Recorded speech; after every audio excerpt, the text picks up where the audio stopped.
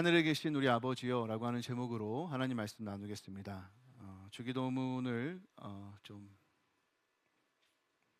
살펴보려고 하는데요. 지난 시간 잠깐 요약을 하면 누가복음에 의하면 이 주기도문을 예수님께서 가르쳐 주시게 된 배경으로 비춰봤을 때 이 기도문이라고 하는 것은 예수님께서 꿈꾸시는, 그리고 제자들이 따라가야 할 하나님 나라의 비전 선언문 같은 것입니다. 그래서 이들이 무엇을 꿈꾸고 어떠한 방향으로 가야 되는지에 대한 그림을 예수님이 제자들에게 알려주셨다라고 생각하면 될 것 같습니다.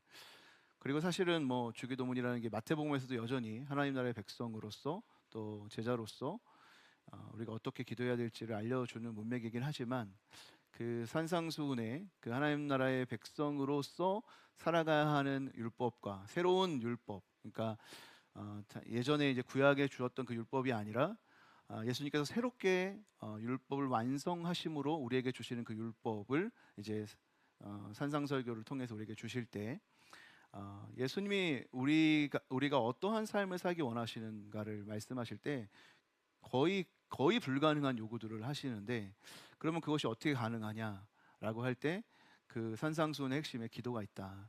그래서 사실 이 기도라고 하는 것은 하나님 나라를 꿈꾸도록, 하나님 나라를 그리도록 하는 기도문인 동시에 그 하나님 나라를 읽어가는 하나님의 자녀로 우리를 빚어가는 기도문이다, 이런 말씀을 드렸습니다.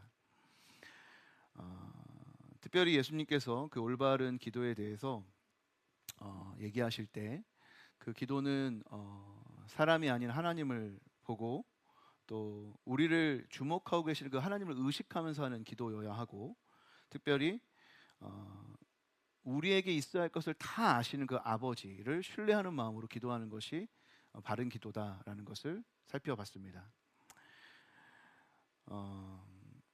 이제 예수님께서 우리가 잘 알고 있는 이제 주기도문을 오늘 가르쳐 주시는데, 이렇게 기도해라, 이렇게 오늘 우리가 잘 알고 있는 기도문을 말씀해 주시는데요.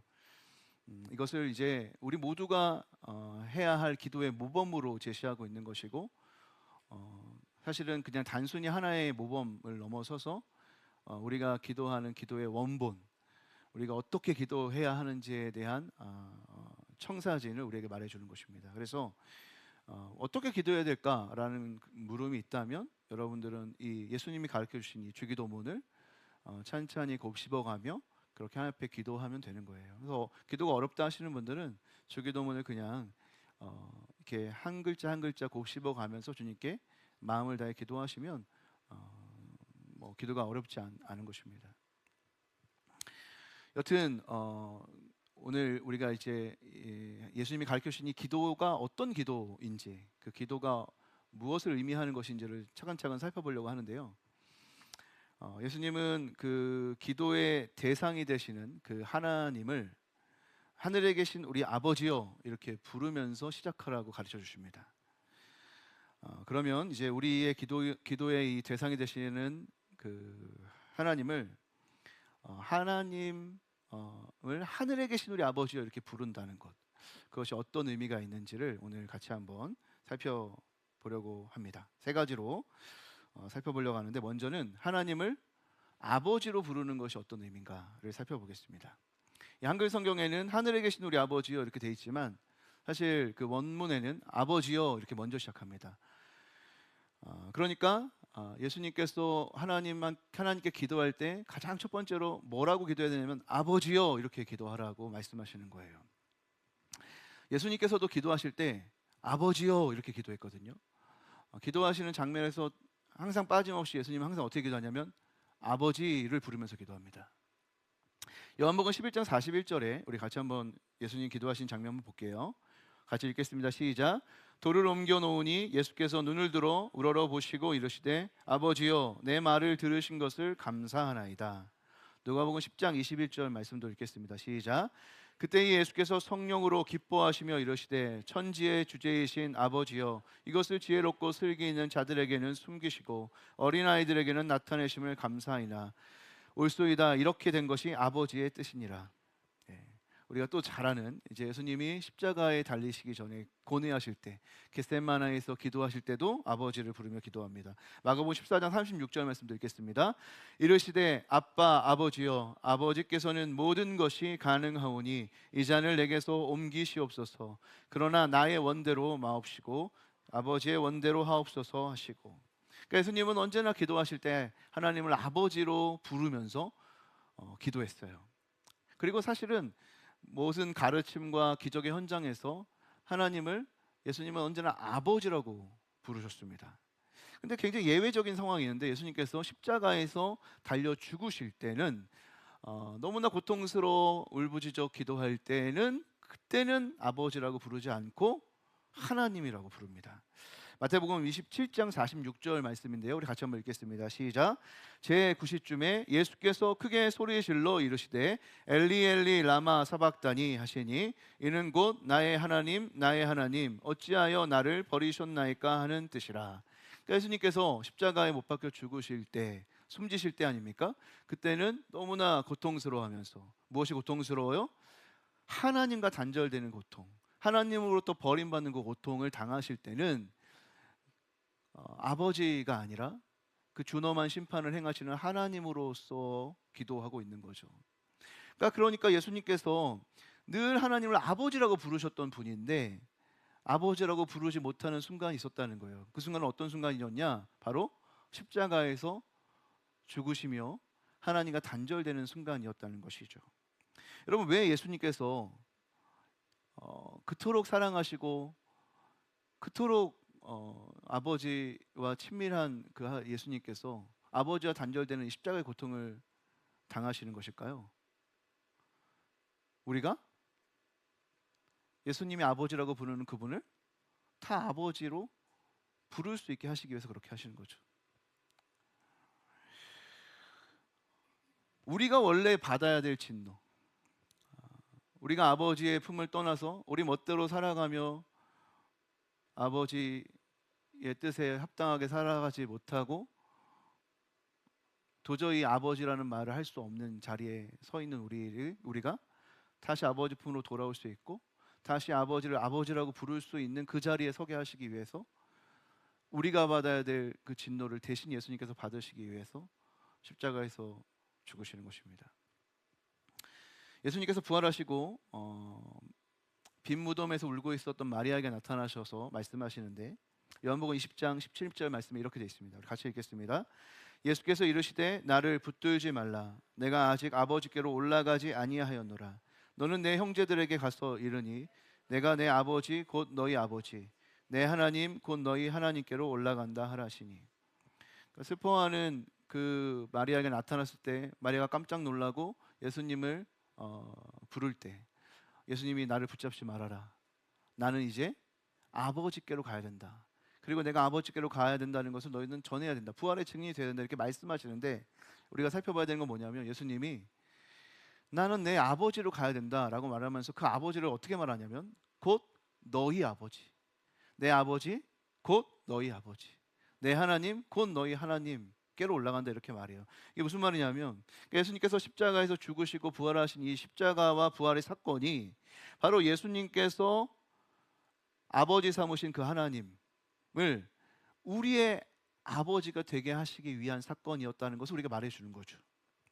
그러니까 우리는 예수님의 그 십자가와 부활의 사건을 통해서 아버지라고 부를 수 없는 하나님을 아버지라고 다시 부를 수 있게 됐다는 것입니다. 사실 여러분 우리가 어떻게 하나님을 아버지라고 부를 수 있어요?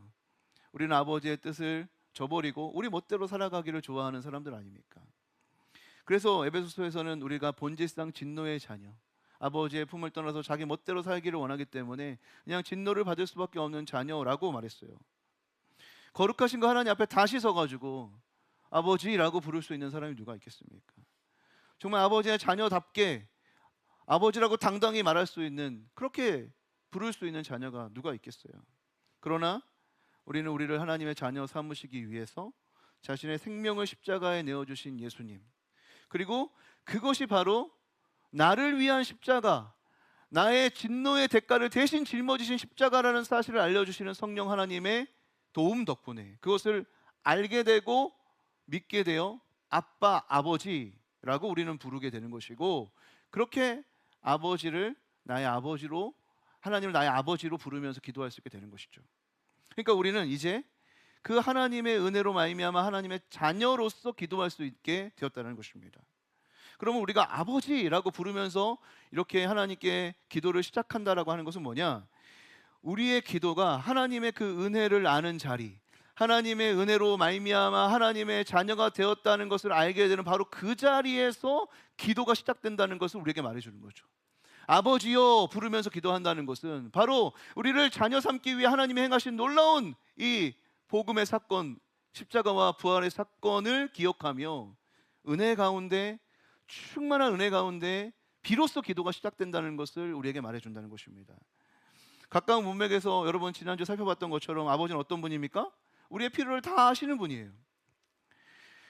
그러니까 우리 아버지는 우리의 어떤 거래 대상이 아니라 우리의 필요를 다 아시는 아버지라는 거예요. 그러니까 기도할 때 우리의 기도의 대상이 누구인지를 정확하게 알라는 거죠. 근데 여러분, 우리는 어떻습니까? 이 세상에서 우리가 살 때 모든 사람을 거래의 대상으로 보고 거래를 위해서 계속 이야기하고 거래를 위해서 우리는 말을 해왔기 때문에, 그것이 우리의 언어이기 때문에 기도할 때 어려움을 당한다는 것이죠. 마치 하나님과도 거래해야만 할 것처럼 우리는 하나님께 기도하고 있다는 겁니다. 그래서 우리가 기도할 때, 시작할 때 우리 하나님을 거래의 대상이 아닌 아버지로 인식하는 것이 기도의 시작이라는 거예요. 그분이 우리에게 은혜를 베푸시는, 우리에게 필요한 것을 아시는 아버지, 우리의 필요인 진정한 영원한 생명을 주고 싶어서 자신의 아들을 주시기까지 하시는 아버지라는 것을 신뢰함으로 아버지여 부르고 기도해야 한다는 것입니다. 한편으로 아버지여라고 부른다는 것은 단호한 신앙의 고백이기도 합니다. 마태복음 23장 9절 말씀 우리 같이 한번 읽어보겠습니다. 시작. 땅에 있는 자를 아버지라 하지 말라. 너희의 아버지는 한 분이시니 곧 하늘에 계신 이시니라. 마침 요즘에 신앙생활 막 이제 시작하고 싶은 청년이 저희 교회 금요일마다 와서 성경을 읽다가 질문을 하게 됐는데, 성경에는 부모님을 공경하라고 돼 있는데 부모님이 교회 나가지 말라고 하면 어떻게 해야 되나, 이런 걸 물어보더라고요. 우리 흔히 할 수 있는 고민 아닙니까? 근데 여러분, 오늘 말씀도 약간 그런 고민이 되게 되는 말씀 아니겠어요? 예수님께서 땅에 있는 자에게는 아버지라고 부르지 말아라. 좀 불편한 말씀 아닙니까? 그것이 선생이든지 간에 육신의 아버지든 간에 누구든지 아버지라고 부르지 말아라. 이것은 근데 여러분, 오해하시면 안 됩니다. 이것이 천륜을 저버리고 부모님을 공경하지 말아라, 예수님이 그렇게 말씀하시는 것은 아니죠. 사실은 예수님은 부모를 공경해야 한다고 말씀하십니다. 그런데 여러분 생각해 보세요. 그 친구도 제가 말씀드렸지만 부모를 공경해야 하는 이유는 아무것도 없습니다. 부모를 공경해야 하는 이유는 그냥 그것이 옳기 때문이죠. 그런데 그것이 옳기 때문이다라고 말할 때, 그것이 옳기 때문이다라고 말하려면 권위가 있어야 됩니다. 근데 여러분, 부모의 권위는 어디서 봅니까? 하나님의 권위에서 보죠. 하나님이 옳다고 해야 그것이 권위가 있는 겁니다. 그냥 다른 권위에 기대서 부모님에게 권위가 있고 부모님에게 공경해야 됩니다라고 말하면 그 권위를 우리에게 보여줘야 됩니다. 그렇죠? 그러니까 하나님의 권위가 인정되지 않는 자리에서는 부모님의 권위라는 것도 없고, 부모님의 권위라는 것이 없을 때 부모님의 공경이라는 것은 요원한 일이에요. 그러니까 사실은 부모님이 교회에 가지 말라고 했을 때 그 믿음의 친구는 어떻게 대답해야 되냐면, 어머님, 저는 하나님을 섬겨야 어머니를 더 잘 공경할 수 있습니다. 이렇게 말할 수 있죠. 저는 어머니를 공경하고 싶습니다. 그렇기 때문에 하나님을 믿어야 됩니다. 이렇게 말해야 되는 거죠. 약간 논점을 벗어났지만 중요한 건 뭐냐면, 부모님을 공경한다는 것은 예수님에게도 굉장히 중요한 가치입니다. 그리고 그 당시에 많은 사람들에게 아버지라고 하는 것은 가부장적인 문화 속에 있었기 때문에 절대적인 권위를 가진 자예요. 그러니까 아버지의 자녀라고 하는 것은 아버지께 순종해야 할 의무가 당연히 있다고 생각하는 사람들에게 말하는 거예요. 그런데 예수님이 이렇게 말하는 거죠. 육신의 아버지에게 아버지라고 하지 말고 너희 아버지는 하나님 한 분밖에 없으니 하늘에 계신 아버지에게 아버지라고 불러라 라고 말한다는 것은 뭐냐면, 이제 예수를 믿고 새롭게 신앙생활을 하는 하나님의 백성들은 어떤 선택을 해야 되느냐, 육신의 아버지도 넘어서는 하늘의 아버지에게만 순종하는 삶을 살아가라고 하는 결단을 요청하는 것입니다. 그러니까 예수님이 아버지라고 불렀던, 예수님이 하나님을 아버지라고 부르면서 걸어갔던 그 길을 아버지여 부르는 자들은 함께 쫓아가기로 결단하면서 기도해야 된다는 것입니다. 아버지여, 하늘에 계신 하나님을 아버지여라고 부른다는 거. 거기에는 그렇게 부르는 부름 자체에 어떤 의미가 있는 거냐면, 나는 주님, 나는 아버지만을 따르겠습니다 라고 하는 이 자녀의 결단을 포함하는 거예요. 기도를 할 때 우리가 아버지여라고 부르는 순간 우리의 기도는요, 나의 뜻을 이루기 위한 기도가 되는 것이 아닙니다. 아버지여 부르는 순간 아버지의 뜻에 내가 순종하겠습니다라고 했던 결단을 가진 자녀로서 기도하는 것이죠. 그렇기 때문에 아버지여라고 하는 이 단어, 이 부름을 제대로 묵상하면서 기도하면 아버지의 뜻을 위해서 기도하게 되어 있습니다. 예수님께서 이런 말씀하셨어요. 자신의 이름으로 기도하는 자, 내가 너 안에 있고 너가 내 안에 있으면 무엇이든지 구해라. 그리하면 내가 행한다. 다 이루신다고 그랬어요.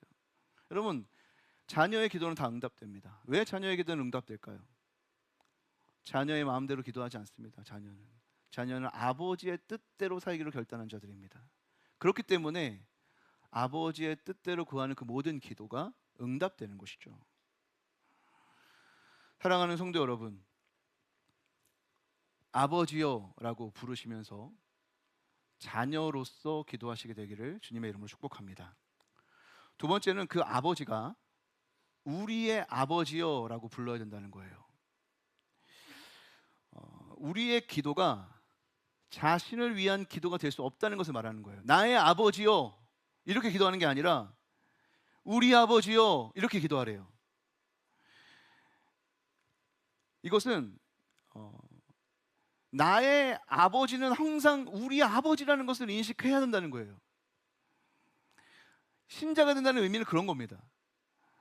내가 아버지를 알게 된 것, 내가 아버지를 알게 되고 자녀가 되는 순간 그 아버지는 나의 아버지일 뿐만 아니라 우리의 아버지라는 알게 된다는 거예요. 그것이 신자가 된다는 것의 의미입니다.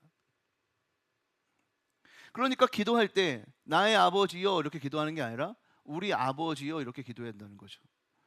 초대교회에 키프리아누스라고 하는 주교가 이런 글을 썼어요. 한번 읽어드릴게요. 무엇보다도 평강의 교사요 일치에 주님께서는 오로지 자신만을 위해 기도하려는 사람이 기도하듯 홀로 개별적으로 드리는 기도는 받지 않을 것이다. 왜냐하면 우리는 하늘에 계신 내 아버지여라고도 오늘 나에게 일용할 양식을 주옵시고라고도 말하지 않기 때문이다. 우리는 각자 홀로 자기 죄만 사함받기를 구하지 않고 오직 자기 자신만 시험에 들지 않고 자기 자신만 악에서 건짐받기를 청하지 않는다. 우리의 기도는 공적인 기도, 공동 기도이다. 크리소스톰이라고 하는 초대교회 설교가도 이 주기도문으로 우리가 우리 아버지여라고 부르면서 기도할 때 엄청난 사회에 혁신적 변화가 일어날 수 있다고 말했습니다. 잠깐 그 부분을 읽어드리면, 이렇게 함으로 우리 아버지여 기도함으로 증오를 없애고 교만을 소멸시키고 시기심을 몰아내고 모든 선한 것 심지어 자비의 근원이 생겨나게 하며 인간이 하는 일의 모든 불공평을 근절하고 재앙과 초라한 사람 사이에 평등이 얼마나 멀리까지 미칠 수 있는지를 적어도 가장 중요하고 없어서는 안 될 것이라고 하는 면에서라도 우리가 다 동무라는 것을 알려주신다. 우리 아버지여라고 할 때 이것이 얼마나 강력한 이 세상의 변화를 만들어갈 수 있는지에 대한 이야기입니다. 여러분, 임마누엘, 우리와 함께 하시는 하나님, 예수님의 별명 아닙니까? 임마누엘. 그 우리와 함께 하시는 하나님은 여러분, 나와 함께 하시는 하나님을 넘어서는 거예요. 사실 여러분, 성도가 된다는 것은 우리가 된다는 것을 아는 겁니다. 우리가 실제 나는 사실 실제 우리라는 것을 아는 것이 성도가 된다는 것의 의미죠. 그러니까 이것은 중보기도라는 게 선택이 아니라는 것을 말하는 겁니다. 우리가 우리의 기도를 다 하고 나서 이웃을 위해서 기도해야지 이렇게 하는 것이 아니라 사실은 우리의 모든 기도는 나와 우리의 기도가 되어야 된다는 것이죠.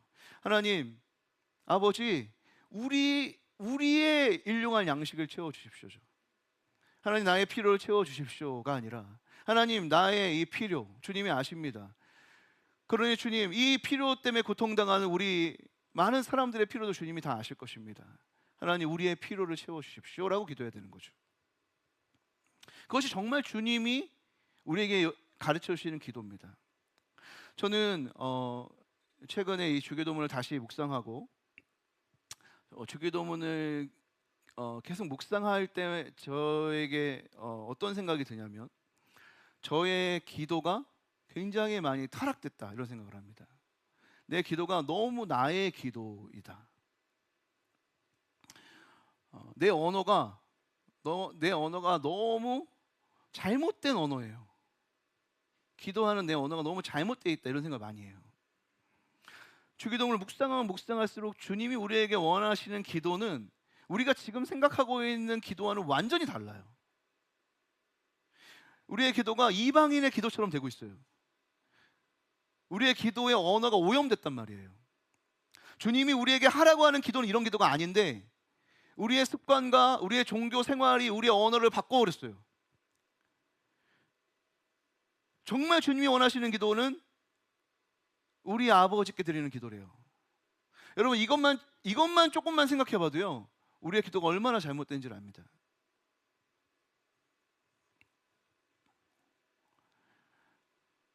다시 바꿔야 되죠 우리의 기도를. 주님이 이렇게 기도하라고 하신 기도대로. 저는 요즘에 이렇게 생각해요. 최대한 주기도문을 묵상을 많이 하는 것이 기도를 잘하는 방법이겠구나. 언어가 바뀌어야 돼요. 우리는 지금 여러 사람들의 기도하는 그냥 모습들을 보고 배운 언어들이 너무 많은 거예요. 저도 은연중에 그런 언어들이 너무 많아요. 그러나 주님 앞에 제가 기도하면서 지금 요즘에 배우는 건 뭐냐면 이 주기도문을 통해 내 언어가 바뀌기를 원하는 마음이 있어요.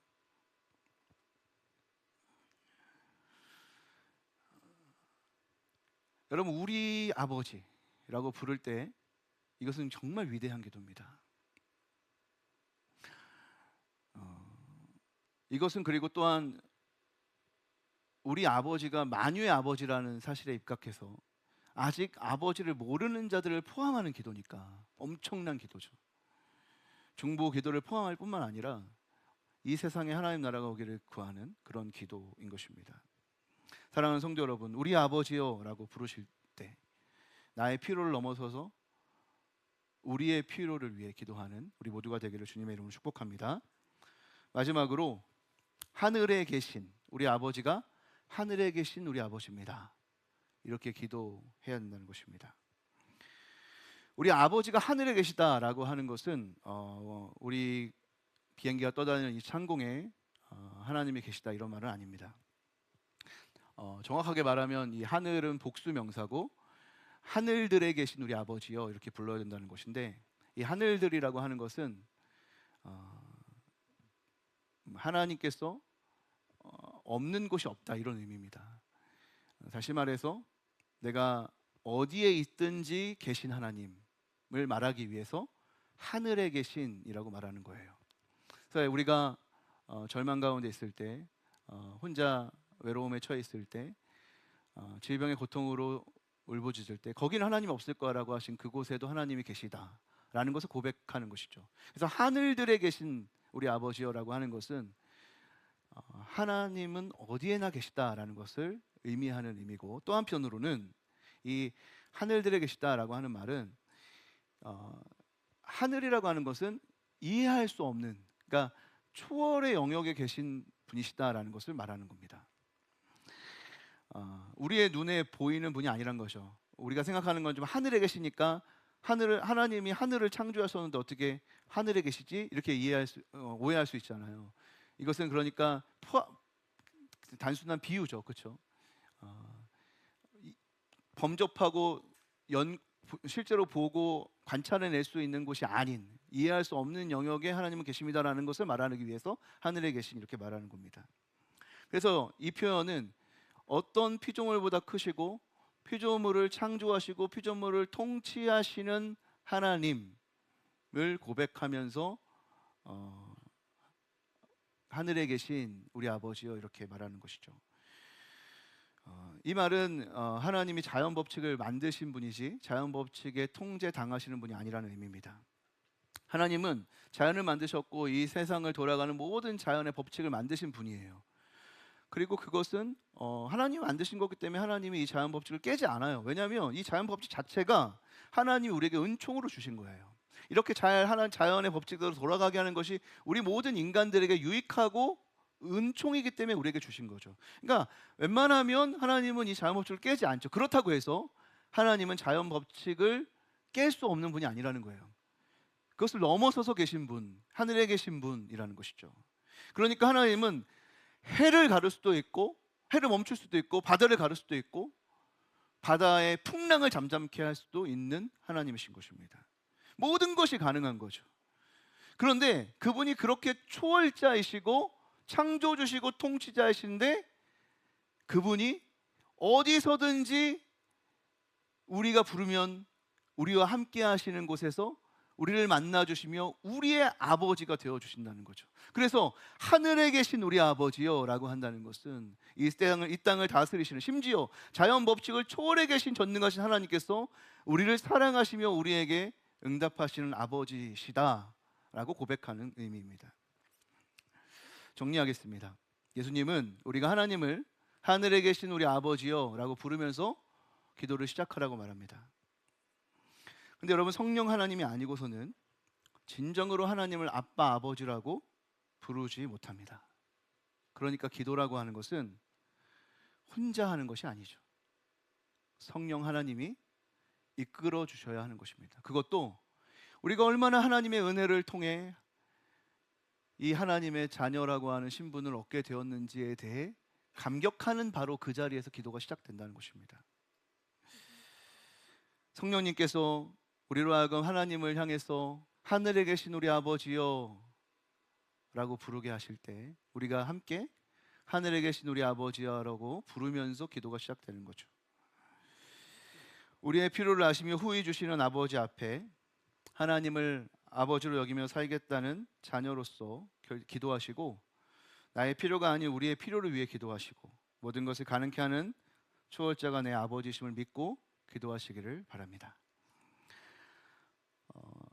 주님께서, 우리 하나님께서 저에게 기도에 대한 도전을 주셔서 기도하면서 저녁에 기도할 때 저에게 하나님이 주신 그림이 있는데,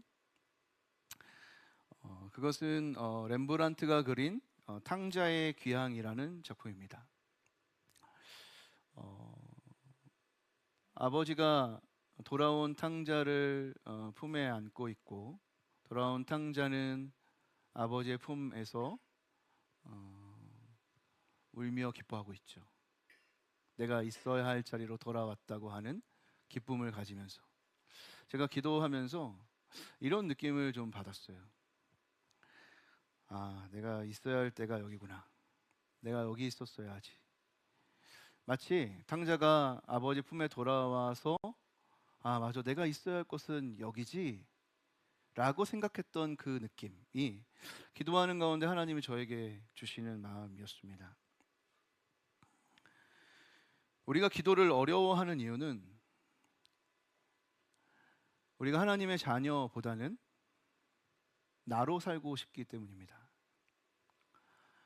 그러나 진정한 나, 진짜 나는 하나님의 자녀로 살아가는 나라는 것을 깨닫는 지혜가 우리 모두에게 있을 수 있기를 주님의 이름으로 축복합니다.